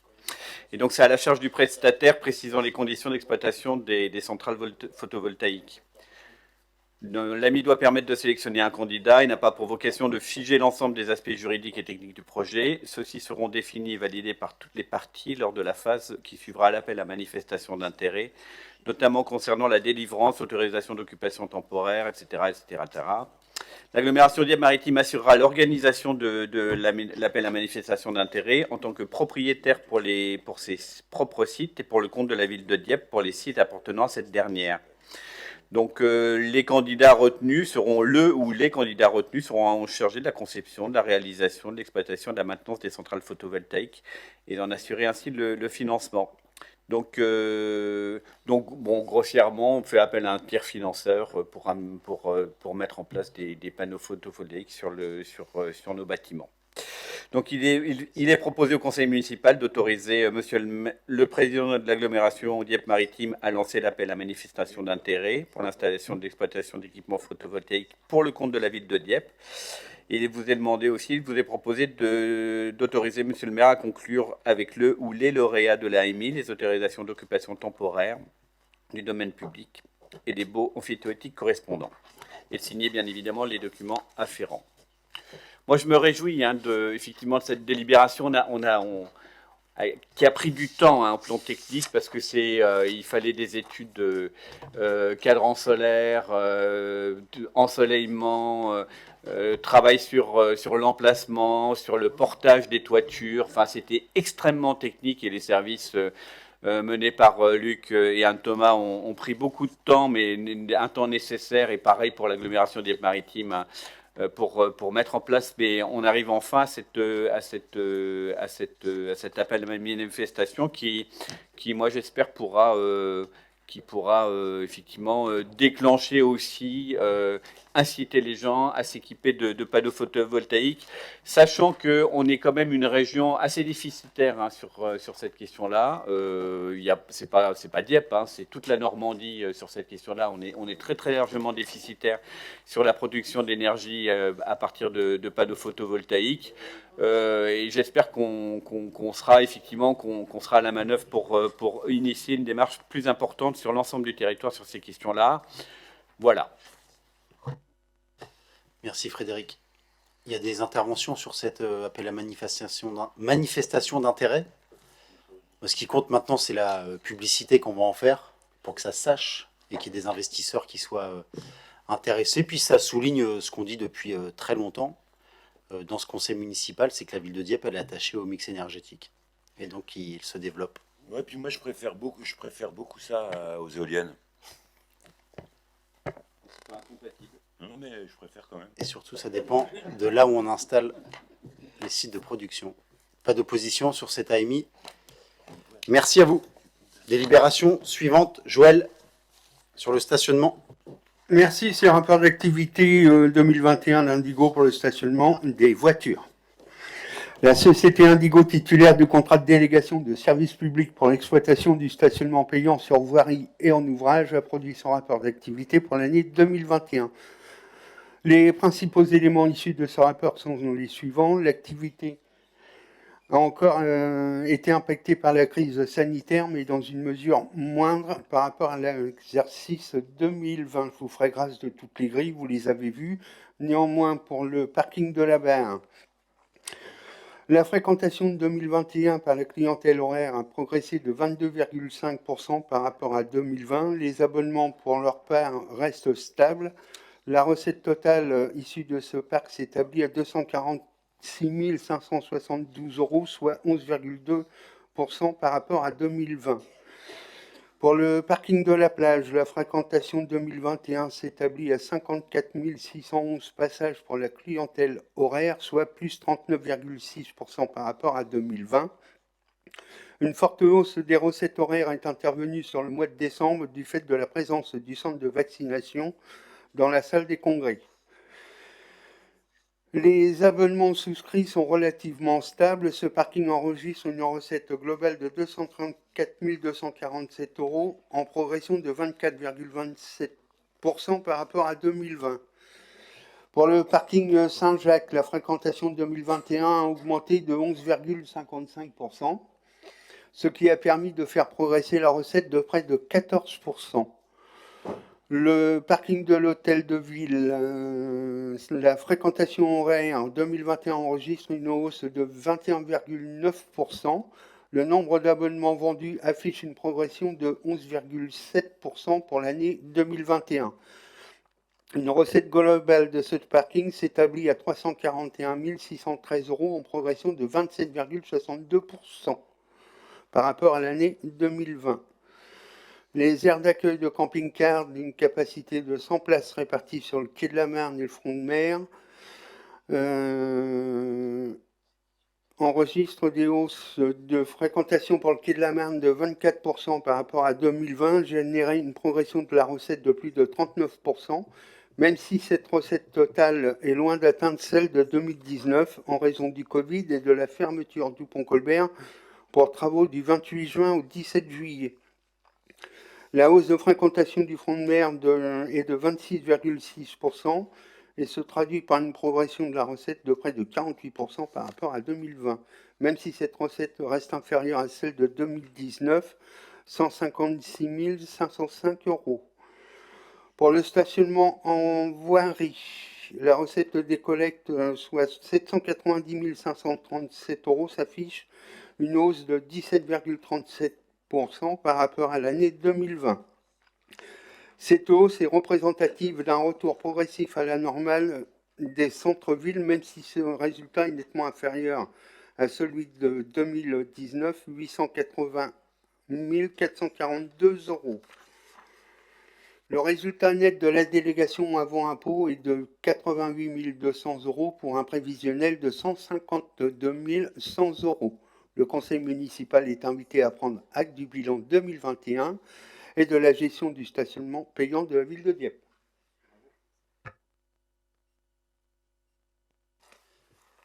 Merci Joël pour cette présentation. Il y a des interventions sur ce compte rendu. C'est une prise d'acte. Hein. Bon, après la comparaison 2020-2021, tu l'as dit, elle est rendue presque impossible par les effets Covid, quoi. Les fermetures de commerce, l'absence de manifestations, le regain, les refermetures. Pas de remarques. Merci à vous. Délibération suivante. Patricia. Oui. Une prise d'acte concernant le compte-rendu annuel d'activité du concessionnaire d'électricité Enedis. Donc Enedis assure l'exploitation et le développement du réseau, l'acheminement de l'électricité, ainsi que l'accès au réseau public d'électricité. Pour l'année 2021, la ville de Dieppe comptabilisait 22 148 clients. On a 393 clients en plus par rapport à 2020, donc c'est une bonne chose. On a, avec un acheminement de 153 606 088 MWh et une recette de 7 204 933.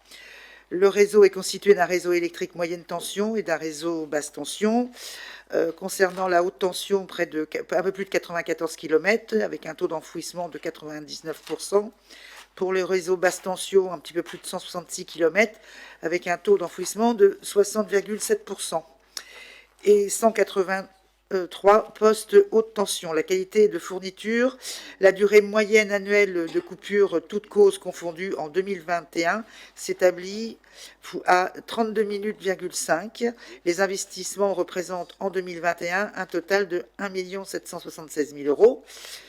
Et voilà, le conseil municipal est invité à prendre acte du compte-rendu. Merci Patricia. Des interventions sur ce compte-rendu? Enedis, non. Le suivant, du coup. Alors maintenant GRDF. Donc GRDF assure l'exploitation et le développement du réseau gaz et de la distribution publique. Pour l'année 2021, la ville de Dieppe comptabilisait 10 543 abonnés pour une quantité acheminée de 257 gigawattheures et une recette de 3 182 885 euros. Le réseau s'étend sur 124 km, dont 12 km de réseau basse tension et de 112 km de moyenne pression. La ville de Dieppe compte 20 postes de détente de distribution publique. Pour 2022, le nombre total d'incidents constatés s'est élevé à 179. Avant que les travaux en sous-sol ne débutent, une déclaration de travaux et une déclaration d'intention de commencement de travaux sont obligatoires. En 2021, sur 250 déclarations de travaux reçues, 248 indiquaient la présence d'ouvrages GRDF. Pour 579 déclarations d'intention de commencement de travaux reçues, 552 indiquaient la présence d'ouvrages GRDF. 8 dommages lors ou après pendant les travaux de tiers ont été constatés sur l'année 2021. GRDF assure la maîtrise d'ouvrage des travaux de développement du réseau, 17 mètres en 2021, et d'adaptation et de modernisation des ouvrages, 545 mètres en 2021. Les investissements représentent pour 2021 un total de 811 641. Le conseil municipal est invité à prendre acte du compte-rendu. Merci Patricia. Des interventions? Oui. Florent, vas-y. Je voulais dire un petit mot politique là-dessus. À Dieppe, on a, comme presque partout en France, donc des concessionnaires qui travaillent pour notre compte et qui assurent la distribution d'électricité et de gaz. Bon, très bien. Il y a un compte-rendu, là, en toute transparence, de ce que ces opérateurs nous rendent comme service. À quand la même transparence en France sur les activités de nos grandes entreprises pétrolières, dont on ne sait pas ni quels sont leurs bénéfices, ni où elles payent leurs impôts? Moi, j'ai envie de dire, tout ça plaide en faveur de ce que nos amis communistes ne cessent de réclamer, un grand service public de l'énergie. Là, on fait un exercice de transparence des travaux d'Enedis et de GRDF. C'est pas des fournisseurs d'énergie, hein, c'est les constructeurs et ceux qui entretiennent les réseaux. Mais voilà, là, il y a une entreprise de transparence. Les citoyens savent pourquoi ils payent leur facture d'électricité et de gaz de tous les jours, tous les mois, disons. À quand la même chose pour tous les producteurs d'énergie en France, qui, à mon sens, aujourd'hui, devraient rendre des comptes, parce qu'ils sont parfois parmi les super profiteurs de la crise énergétique dans notre pays. C'est aussi ça l'intérêt des communes et du service public. Il y a cette transparence. Il n'y a pas que ça, mais il y a aussi ça. Il y a juste... Merci quand même. Non, mais il y a juste une réserve. C'est pas toutes les communes de France qui font ça. Par exemple, il n'y en a que 3 en Seine-Maritime qui ont fait le choix de préserver ERDF et GRDF pour leur concession. Les autres ont fait un autre choix qui est de faire appel au syndicat départemental de l'électricité, et donc avec un prestataire différent. Mais pour le reste, tout ce que tu as dit est juste. Pas d'autres observations sur ce compte-rendu GRDF? Merci à vous. Délibération suivante, Patricia. Donc, dans le cadre de l'opération de réaménagement des espaces publics et résidentiels de la rue Madame René Coty, il est proposé la signature d'une convention tripartite entre la ville de Dieppe, l'agglomération Dieppe-Maritime et Habitat 76, portant sur le transfert temporaire de maîtrise d'ouvrage et sur le financement de l'installation de 3 points d'apport volontaire enterrés. Un point d'apport volontaire enterré rue Madame René Coty, à destination des habitants des pavillons du quartier. 2 points d'apport volontaire rue Madame René Coty, à destination des résidents des immeubles du bailleur Habitat 76. Pour les 2 points d'apport volontaire enterrés dédiés aux 4 immeubles de Habitat 76, la ville conserverait le rôle de maîtrise d'ouvrage de l'opération, financerait le génie civil, à savoir le creusement des fosses. Dieppe Maritime financerait les 4 conteneurs installés dans les cuves préfabriquées, ainsi que les frais de maîtrise d'ouvrage associés au montant des travaux de mise en œuvre d'épave, à savoir le génie civil, les conteneurs et les cuves préfabriquées. Le bailleur financerait les 4 cuves préfabriquées destinées à recevoir les conteneurs enterrés. Pour le point d'apport volontaire dédié au pavillon, la ville conserverait le rôle de maîtrise d'ouvrage de l'opération, financerait le génie civil, c'est-à-dire le creusement des fosses. Dieppe Maritime financerait les 3 conteneurs installés dans les cuves préfabriquées, les 3 cuves préfabriquées destinées à recevoir les conteneurs enterrés, ainsi que les frais de maîtrise d'œuvre associés au montant de travaux de mise en œuvre d'épave. Il est proposé au conseil municipal d'approuver la convention de transfert temporaire de maîtrise d'ouvrage. Oui, ben c'est la même chose pour Bel Air. Donc, dans le cadre de l'opération de réaménagement des espaces publics et résidentiels du quartier Bel Air, il est aussi proposé d'autoriser la signature d'une convention tripartite entre la ville de Dieppe, l'agglomération Dieppe-Maritime et Sodinoff Habitat Normand, portant sur le transfert temporaire de maîtrise d'ouvrage et sur le financement de l'installation de 8 points d'apport volontaires enterrés, répartis 1 rue Aristide Briand, 1 rue Gaston Hamon, 3 rue Albert Lamotte, 1 rue Alexandre Ribaud, 2 rue Maurice Toumire, et selon le même principe que décliné dans la précédente délibération, c'est-à-dire les trois parties, il est donc proposé au conseil municipal d'approuver la convention de transfert temporaire de maîtrise d'ouvrage. Merci Patricia. Frédéric, tu as demandé la parole. Oui, merci. Dire 2 mots quand même sur ces aménagements-là qui se font dans le cadre de l'ANRU 2. On l'a partiellement évoqué mardi en conseil communautaire. C'est vrai que les points d'apport volontaires, la mise en place des points d'apport volontaires, c'est quand même un sacré gain en termes de capacité à mettre en place des politiques de tri sélectif. Ça nous permet effectivement de faire en sorte parce que c'est des points bien identifiés, ça nous permet de faire en sorte que les gens s'approprient effectivement des gestes qui sont maintenant aujourd'hui essentiels et qui nous permettent de récupérer pas mal de matières, notamment des plastiques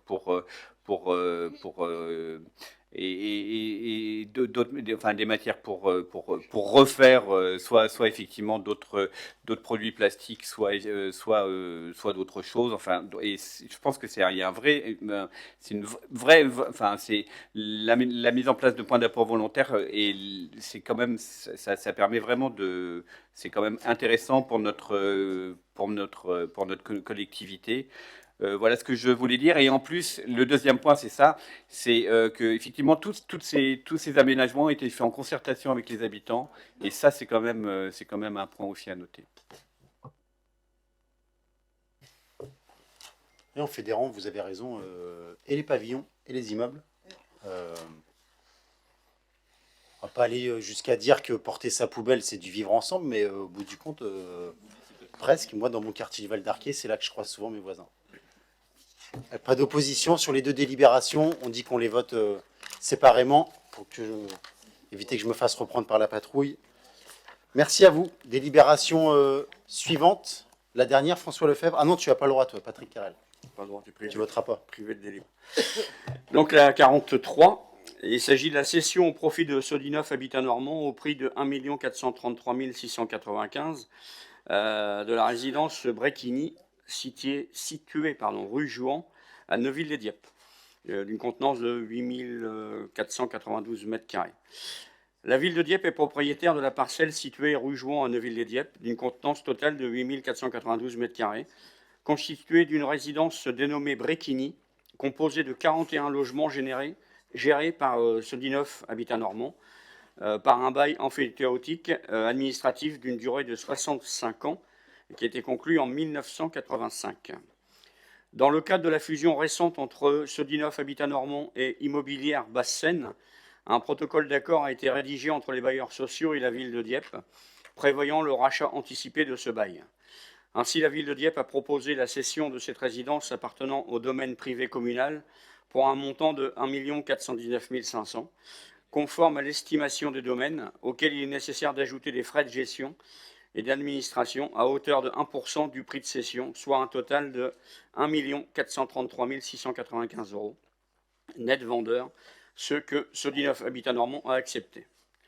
Il est proposé au conseil municipal d'approuver la résiliation anticipée du bail antiféotique administratif en date du 5 et 7 janvier 1985 entre la ville de Dieppe et la société des HLM Sodinov Habitat Normand, d'approuver la cession dans les conditions précitées au prix de 1 433 695, la résidence Bréquigny,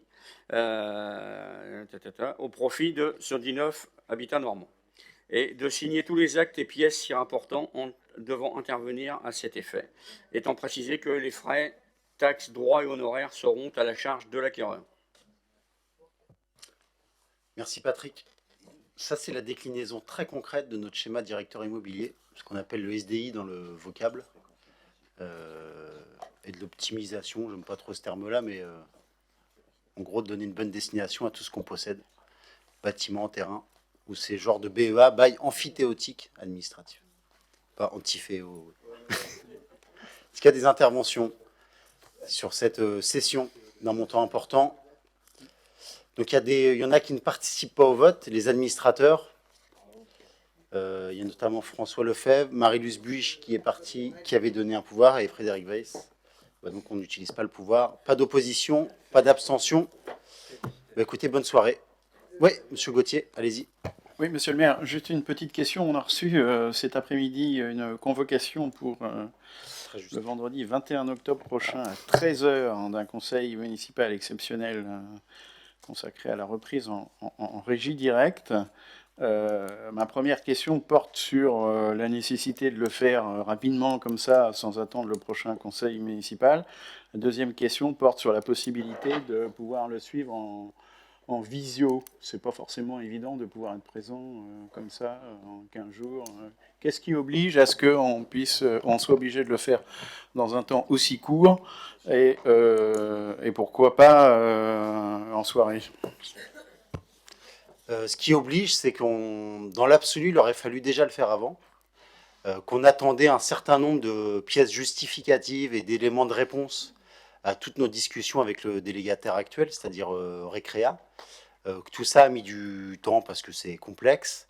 Et plus on attend, plus on décale, et plus la rencontre avec chacun des salariés actuels des bains pour leur reprise en contrat de droit public et non plus de droit privé sera retardée, et qu'on ne peut pas attendre après les vacances scolaires, que pendant les vacances scolaires c'est impossible, qu'en soirée, à 15 jours, toutes les soirées étaient malheureusement prises, et en visio c'est pas possible parce que le règlement ne le permet pas. Voilà. Et c'est uniquement les EPCI qui le autorisent. Bon. Donc 13 h, juste avant les vacances scolaires, on l'a mis le plus tôt possible. Voilà. Pour faire un pouvoir à quelqu'un de confiance. Vous êtes plusieurs dans le groupe, vous pouvez donner pouvoir et préparer les séances. J'imagine que chacune et chacun... Il y aura une commission, il y aura une CCSPL aussi, qui informera. Bon. Après, c'est des dossiers complexes sur lesquels on travaille depuis plusieurs mois, mais ça demande du temps. En tout cas, il n'y a pas volonté de... Moi, j'aurais mis ça à 5 h du matin. J'ai voulu qu'il n'y ait personne. Donc, vous préférez? Bon, le 21, 5 h du mat. Bonne soirée.